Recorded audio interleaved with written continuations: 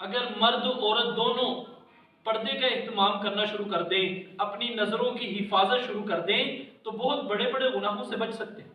اسلام نے مرد کو بھی عورت سے پردہ کرنے کا حکم دیا ہے، اور جو ہے عورت کو مرد سے پردہ کرنے کا حکم دیا ہے۔ اللہ کے دیکھیں جتنے اللہ کے احکام ہیں ان کو پورا کرنے کے اندر، ان پر عمل کرنے کے اندر بڑی مصلحتیں چھپی ہوئی ہیں۔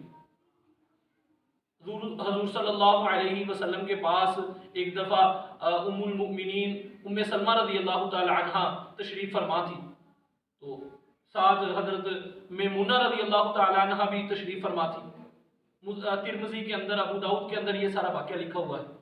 تو ایک نبینہ صحابی آپ صلی اللہ علیہ وسلم کے پاس تشریف لائے، تو آپ صلی اللہ علیہ وسلم نے اپنی زوجہ مطہرہ ان دونوں کو کہا کہ آپ لوگ ان صحابی سے پردہ کریں۔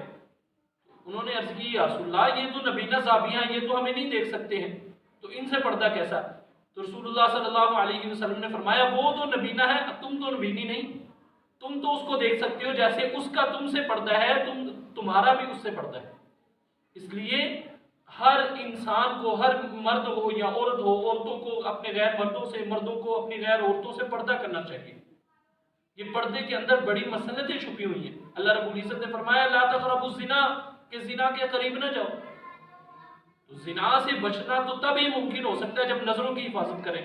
مثال کے طور پہ یہ ہمارا چاندہ قلعہ چونک ہے، گول چونک ہے، حکومت اعلان کر دے، حکومت کا پروگرام ہوگا، یہاں کسی کا جو ہے داخلہ، ہر ایک کا داخلہ ممنوع ہے، تو اس کے اطراف میں آنے والی جو سڑکیں ہیں ان کو بند کیا جائے گا، تو چونک کے اندر رش کم ہوگا، چونک کے اندر پہنچنا ناممکن ہوگا۔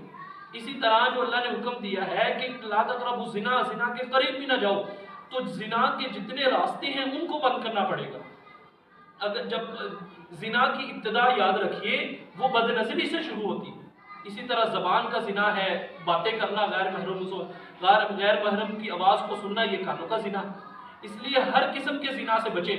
یہ تبھی ممکن ہو سکتا ہے جب ہم پردے کا اہتمام کریں گے۔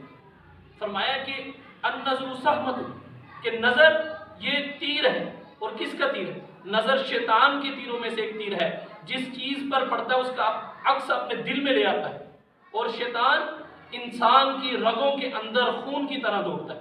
جب شیطان کا تیر لگا ہوا وہ اپنا عکس کھینچ کر جو ہے انسان کے دل کے اندر ڈال دے گا، پھر گناہ سے بچنا جو ہے مشکل ہو جاتا ہے۔